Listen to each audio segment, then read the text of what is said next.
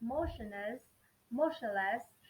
in the passenger seat, feeling trapped in my tight seatbelt while Mom sang along with her teeth and pointed at everything she spotted on the road signs.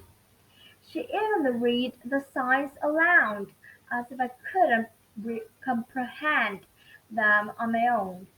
Crawford, 50 kilometers. There is his baby.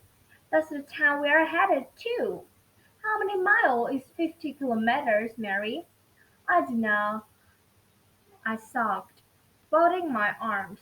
Oh, Mary, please don't be moody. Not today. I told Harry all about how polite and intelligent and cheerful you are, she said. Harry was my mother's new boyfriend, her significant other. She called him. She'd met him at a business meeting when her company bought the company Harry worked for, and since, since then she'd been driving over the border to Canada every weekend to see him, living near Dad's. Don't get me wrong, I love staying with Dad, but I've missed my mom weekends.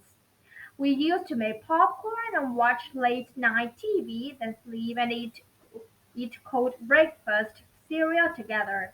Now, when she came to pick me up on Sunday afternoon, she always looked glowing and energetic, and much happier than she ever looked after a weekend spent with me. Last Monday, she said something about her and Harry had getting married, and that this trip might be the time when he pops the question.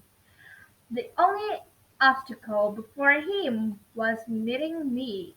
I'll be sugar and spice and everything nice, I promise, said sarcastically, staring out at the Canadian countryside. It pretty much resembled the American countryside, only it's more Canadian somehow, bigger and emptier. Just as I imagined Harry, bigger than that with an enormous head with lots of empty space inside. The landscape started to get more hilly, with houses and buildings visible. Mom excited off the highway and drove into the town that looked like a boring American town.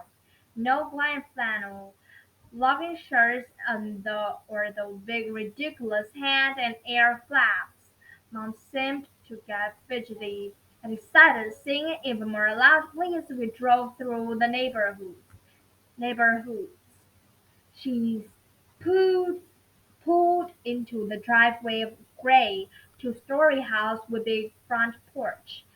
Please be cooperative, Mom said, drawing me toward to plant a big kiss on my forehead before getting out of the car. Into the porch of the house stepped a man who was kind of slight, with wire-rimmed glasses and thinning hair. Mom sprinted up the step and flung her arms around him, kissing him to hello. And he said something I didn't hear. Not yet, my mother replied. I got out of the car and stood by it for a second. Come on, Mary, Mom said, motioning me toward. Went into the porch and shook Harry's hand, not wanting to admit to myself that he sort of had a nice smile. Nice to finally meet you, Mary, he said. Are you ready for your surprise? Waiting for a moment, not reacting until I could figure out what was going on. Emily, he called into the house. No one had told me about meeting anyone else.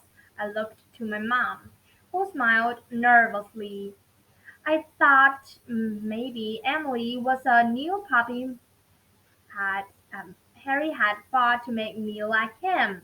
But then a girl stepped from behind the door. She was about my height, with brown hair and the same neat little nose as Harry. There was a tense moment while we all stood still, Mom and Harry waiting while Emily stood with both arms behind her back, holding me elbow with the opposite hand. From the look on Emily's face, I knew that Harry had given her exactly the same speech that my brother had given me. He hoped she would be nice and get along so two of them could continue being happy together. I wasn't sure about the idea of Mom and Harry getting married, but Emily and I were the same boat, so there was no reason for us to be friends. Smiled at her, and when she looked up, she smiled back. Want to come up and see my room? She asked, releasing her hands from behind her back. Sure, I said. I could hear Harry and Mom's sigh with relief. Emily smiled again, taking my hand and leading me inside the house.